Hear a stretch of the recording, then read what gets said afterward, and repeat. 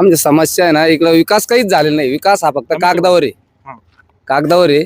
विकास ना रस्ते झाले. बरं, रस्त्याच्या बाबतीत जर विकास पाहायचा असला तर गोयगाव पासून भैरवनाथच मंदिर तिथपर्यंत रस्ता पाहायचा.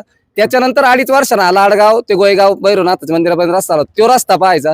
त्याच्यानंतर पुरणगाव रस्ता जाऊन पाहायचा. त्याच्या आधी तो हनुमानवाडीकडे रस्ता होईल, तो रस्ता पाहायचा. इकडे कापूसवाडा रस्ता पहा, इकडे मस्कीजवळ रस्ता जाऊन पहा, मस्कीचा रस्ता. एक वाडी रस्ता जाऊन पहा, 1 वर्ष नाही होईल त्याला अजून. रस्त्याच्या बाबतीत तर म्हणजे निकृष्ट दर्जाचे कामं होईल सगळी.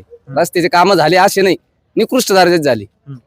रस्त्याचं त्याला कसं काय विकास म्हणता येईल? मग झालेच नाही ना, निकृष्ट दर्जाचे कामं झाले ना. विकास कसं काय चालू झाला? वैजापूर श्रीरामपूर चालू आहे ते म्हणतात. वैजापूर श्रीरामपूर चालू आहे म्हणजे राज्य महामार्ग आहे ना तो.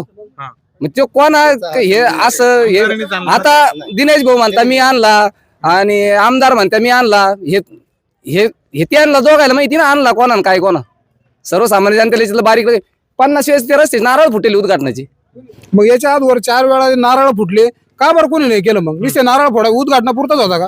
आणि आताच कसं काय मंजूर झाला? मग तरी पण विरोधक म्हणतो ते इलेक्शनच्या वेळेस इथंच श्री छत्रपती शिवाजी महाराजांच्या पुतळ्यासमोर का रस्ता मंजूरच नाही म्हणे, फक्त उद्घाटन करू राहिली.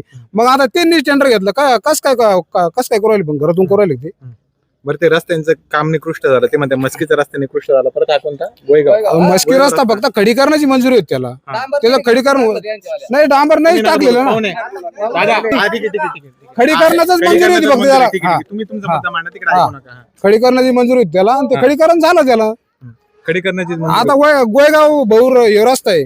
आता वैजापूर ते वैजापूर समजा इथून त्याच्या मंजुरी त्याला प्रगतीपथावर काम चालू आहे सध्या त्याच्यावर. काम चालू आहे. काढ्या कुठ्या काढ्या आता काम चालू. सिमेंट रस्ता मंजूर देऊ, सिमेंट रस्ता मंजूर होणार आहे.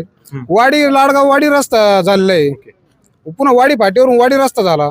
मग प्रगती कस काय नाही म्हणायची? माझा जो रस्ता आहे राष्ट्रीय महामार्ग क्रमांक 51 लाडगाव ते फकीराबादवाडी, हा मुख्यमंत्री ग्राम सडक योजनेतून मंजूर झालेला होता. तो रस्ता चोरीला गेलेला आहे. तो रस्ता चोरीला कसा गेला पाटलाला माहित असेल. पाटी कुठे लागली? पिंपळगाव फाट्यावर, वाडी फाट्यावर. आता तुम्हाला माहिती आहे लाडगावची शिव कुठे आहे? तुम्हाला तर माहित असेल. तिथपर्यंत आहे लाडगाव, तिथं मान्य होतं. तो रस्ता तिकडे गेला. पण त्याचा दर्जा इतका खालावलेला आहे. 1,43,00,000 रुपये त्याचं जे आहे माझ्याकडे मंजूर झालेलं आहे. त्याला 3 ब्रिज आहे. 43,00,000 रुपये विकासाची कामं झाली ना, निधी आला, मान्य करतो आम्ही, आणला. पण तो वापरला कसा गेला हा बघा ना तुम्ही. 43,00,000 रुपये आले, पण ते रस्ता चोरी गेला. 4 त्याच्यामध्ये पूल होते सिमेंटचे, ते पूल झाला नाही. असं 3 ब्रिज, एक पण ब्रिज झाला नाही. रस्त्याचं आता तर काम झालेलंच आहे रस्त्याचं.